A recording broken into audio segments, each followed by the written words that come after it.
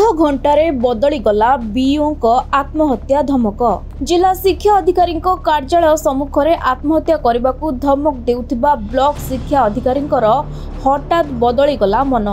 जड़े तथा कथित बीजेडी कर्मी घर खाई पी बाहर मात्रे बदली गला निष्पत्ति। आत्महत्या बदल में धारणा देवे बोली कहते बीओ रंजित भोई। बलांगीर जिला शिक्षा अधिकारी कार्यालय सम्मुख में देखा मिलता हाई ड्रामा। बलांगीर डीओ कार्यालय को बदली होई आसीथिबा बीओ रंजित भोई आत्महत्या करने को धमक देथिले।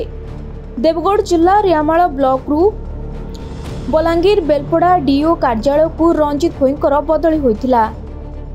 सर आलोचना की से डीओ पाखक आते डीओ सहित कथा से मत कहले आपंकर कम आसिले डीओ सहित कथा है आपर व्यवस्था करेंगे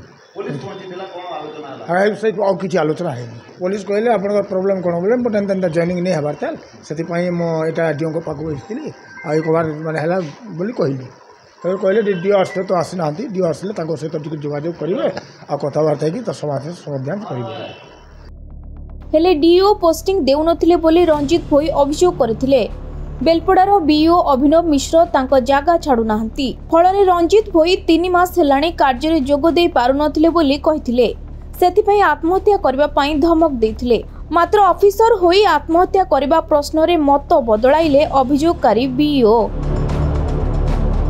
आत्महत्या करबा पई कहितबा हेतु बलांगीर टाउन पुलिस घटनास्थले बुझासुझा करबा परे पोस्टिंग नहेले धारणा देबी बोली मत बदलाइथिले। किछि समय पूर्व आत्महत्या धमक देउथिबा बीओ कहा चापरे आसी निष्पत्ति बदलाइले बोली उठिछि प्रश्न। तेबे एने डीओ को प्रतिक्रिया मिली पारे नाही। बलांगीर गुप्तेश्वर पृष्टिंग रिपोर्ट खबर ओडिशा।